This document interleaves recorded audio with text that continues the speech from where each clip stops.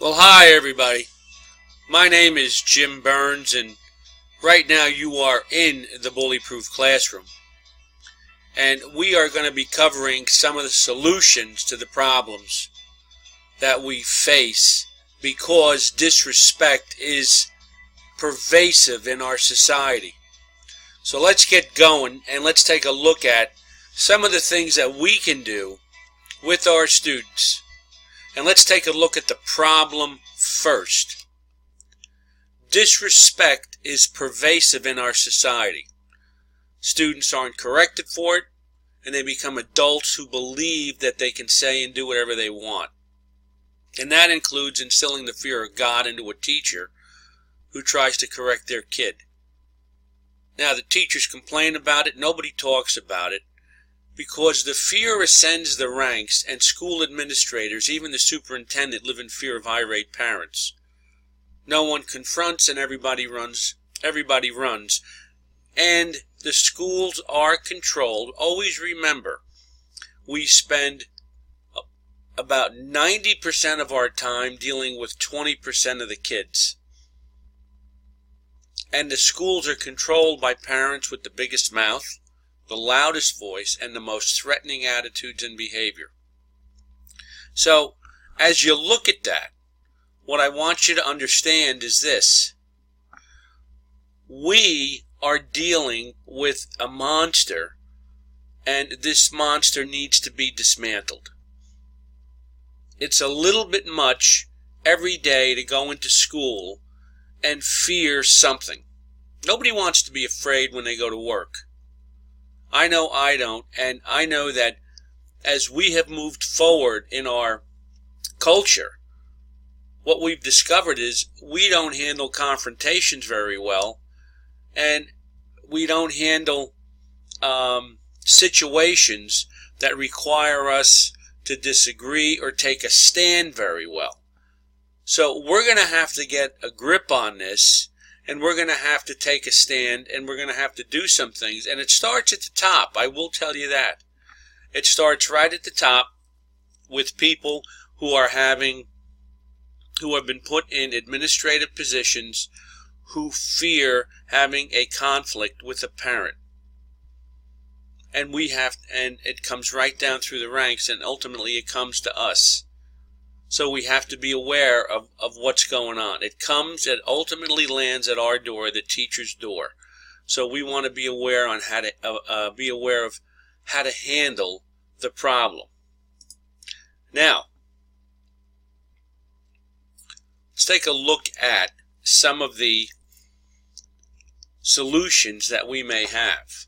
Solution 1 is this. We have to, and you have all of this in a document that's right in the course. It's called Solutions Document. So you could take a look at that. We have to help people understand freedom of speech. Now, freedom of speech is not the freedom to say what you want, but the wisdom to say what you ought.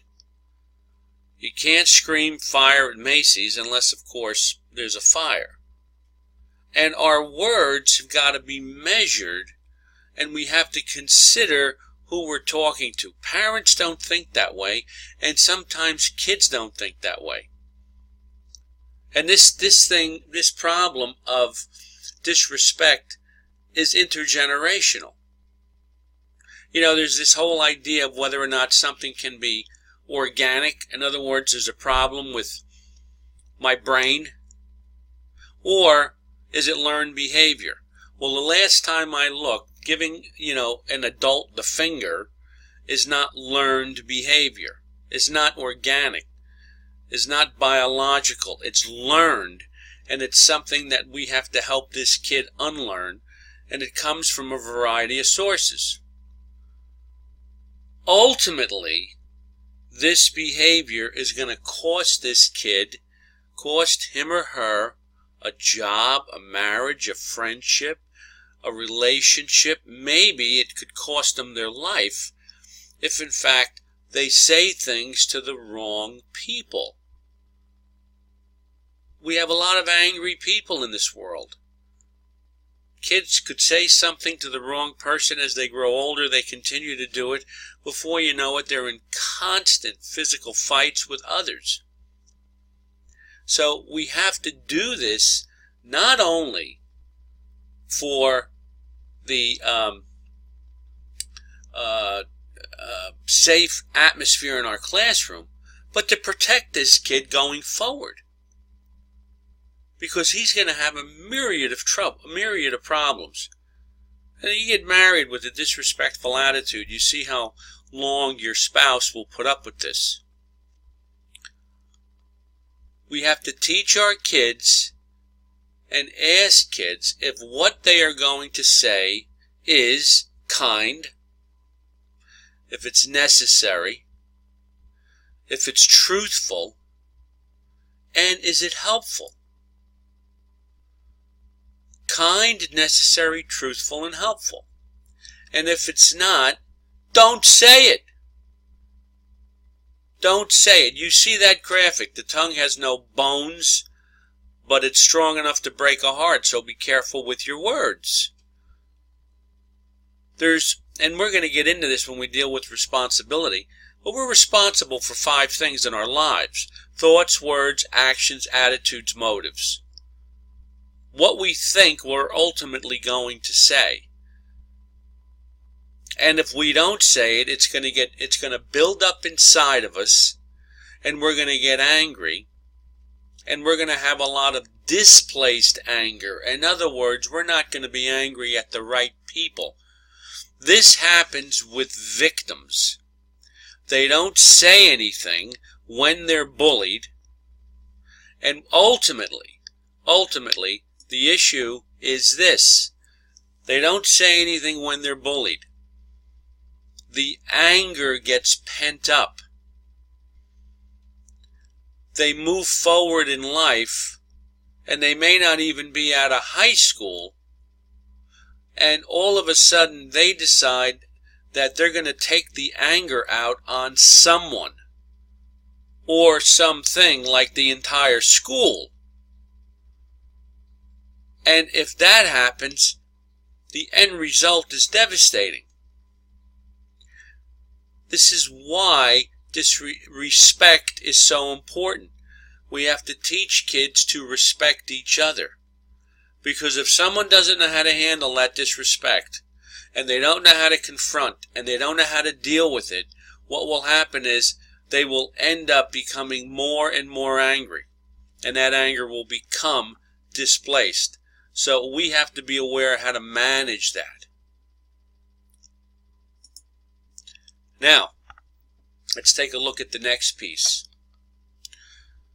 How do you deal with parents? Remember, parents that argue with a school are only children in an adult's body.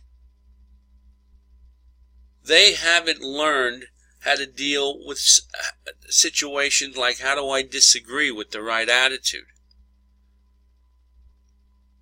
These are people who have matured physically but not emotionally. That's why they come in and argue with the school and fight with the school. They need parenting as much as their own child. You know, the interesting thing, and I may have shared this in the intro, I have spoken to parents who don't talk to their own kids.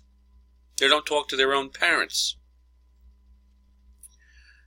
That creates a monumental problem, because there is a vacuum inside of everyone that needs to be filled.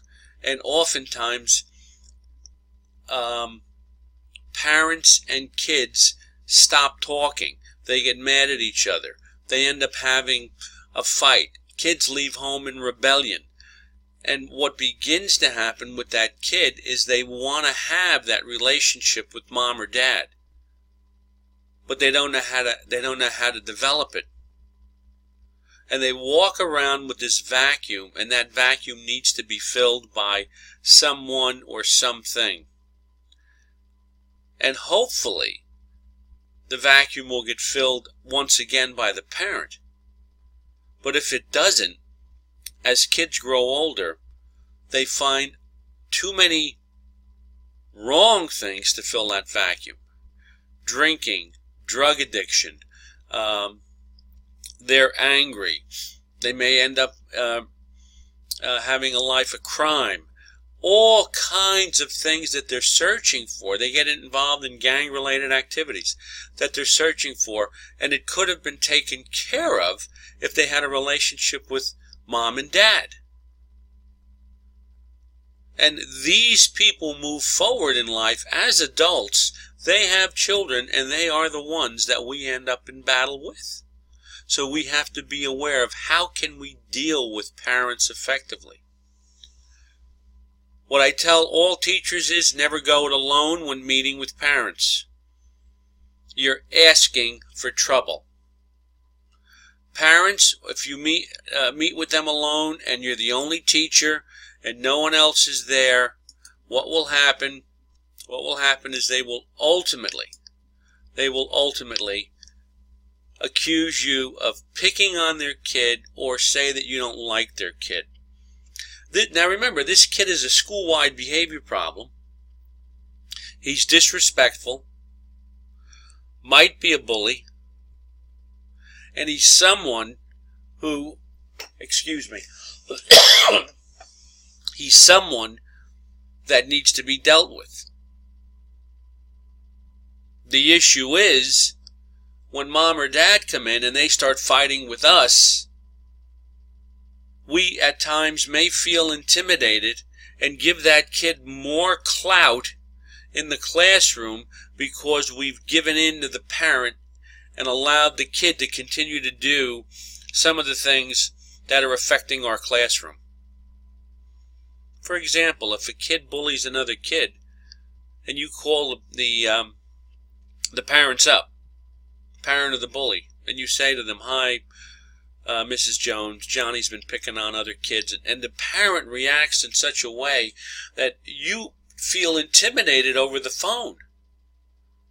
When you get back to the classroom with that kid, often what will happen is you won't discipline that kid as strongly as you did or as you should because of the parent. I know myself, when I would get a discipline referral in my office, the first thing I used to look at would be who the kid is, and then who is the parent. Have I dealt with this parent before? And I knew I was going to have to deal with them again. But the issue remains is how much clout did you give that kid when he came back to your classroom because of the irate parent, the parent who was disrespectful. And if you gave this kid too much clout, ultimately what will happen is you will begin to lose the respect of the entire classroom. Never go it alone when meeting with these parents. What will happen is they'll accuse you of not liking their kid or picking on their kid. If you have an administrator there, a guidance counselor, maybe one other teacher that this kid has, what you'll discover is this: they will support you because this kid has been running roughshod over them. And everybody in the room can't be wrong. Okay, let's take a look at the next piece. Always have an administrator or have administration or guidance present.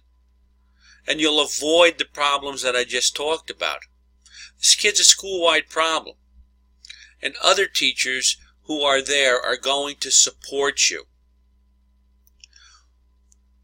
Solution 3, handle confrontations wisely.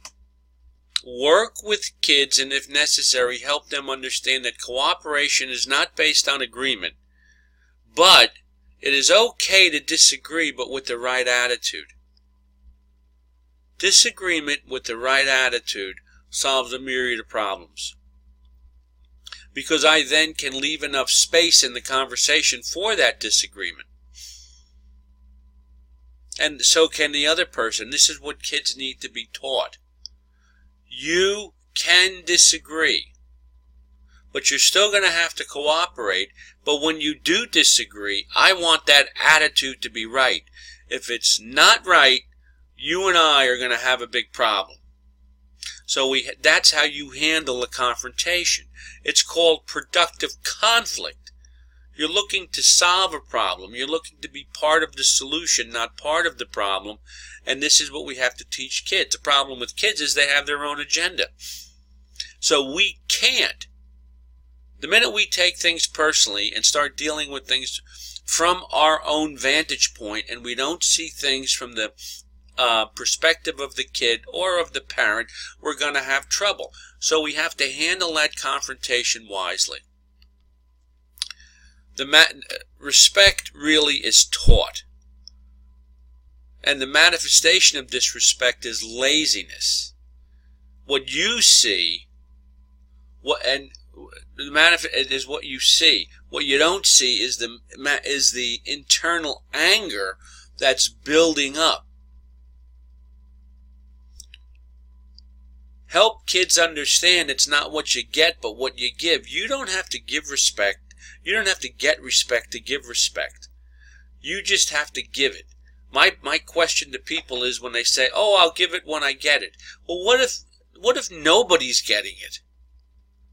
What, are we all going to go around being disrespectful to one another? Remember, the manifestation of disrespect is laziness. That's what you see. What you don't see is the internal anger. And it's not what you get. You give respect at all costs. If no one's giving it, and we're waiting, if no one's giving it, we can't sit back and say, "I'm not going to do it." You have to do it. This isn't a choice. You have to be respectful. And disrespect needs to be corrected.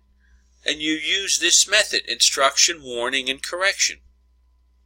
You give instruction to a kid. "I'm very concerned about how you spoke with me." Now, and I'd like you to consider being a little more kind and using your words more appropriately when we have a conversation. Right after that, you're going to say, "And if you don't," you're going to tell them what's going to happen. Now, this is very tricky. You give the instruction. You express your concern, you give a warning, and then you say that there's going to be a consequence. Consequences don't have to be immediate. You can give a consequence later on based upon behavior that you saw earlier in the day. The trick is you have to pick because life is based on gain and loss, the biggest loss at that time. It could be recess, or it could be going to a special. It might be 3 days later when you're having a Halloween party. And it becomes extremely difficult for me when I hear that we can't impose certain consequences, not going on field trips, not going to the junior prom, barring kids from the baseball team for behavior that was just completely unacceptable. These are the things that drive me to the point where, sometimes I'm almost glad I retired. But we have to pick the right loss. If the right loss isn't chosen, kids are going to say, "So what?" and they don't care, and they're going to go on and do what they want to do. Because the consequence wasn't big enough, or it wasn't strong enough. So respect is taught.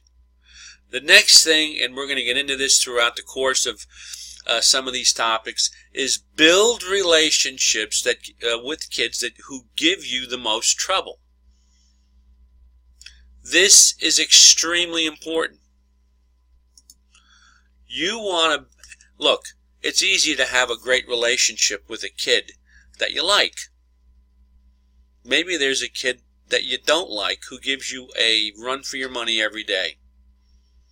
My point to you is that's the kid you got to build the relationship with if you want to see any changes in behavior.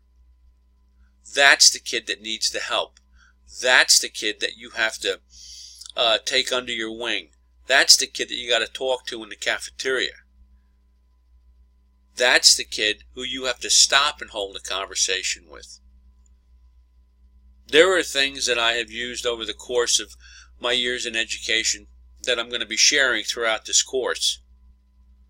But I do know one thing, and it's one of the topics that we're going to cover. The idea I like you but don't like your behavior just doesn't fit. If you know in your heart you don't like the kid, what you have to do is you have to find a way to build a relationship with that kid that you don't like. That's extremely, extremely important. You have to build a relationship with the kid that you don't like. If you do, you will then give yourself an opportunity, once that relationship starts to form, and I'll give you the technique on how to do this as we move forward. Once the relationship with that kid starts to form, what you are going to discover is this. You will then have the opportunity to speak into the kid's life, and you'll have the opportunity will be there for you to discipline that kid much more easily. So let's take a stand here. Let's do what we need to do. Let's see if we can really make a mark. Let's see if we can really help some of these kids. I know disrespect is pervasive in society, and it's pervasive in our culture and in schools and just potentially worldwide. We have to take the time to make a difference. We have to make the change. We have to be part of the change. We have to be part of the change that we want to see in the world. And as we move forward with the new, with generations X, Y, and Z, let's see if we can slam on the brakes of these intergenerational tendencies that are causing kids to be more and more disrespectful and becoming more and more disrespectful as adults. Those are some of the solutions. I do hope you got something from this, and you could take a look at the document that I have in the course if you'd like to review that, and you can do that along with this video. Okay, that's the end of this video. We'll see you with some of the solutions in the presentation when we deal with topic 2.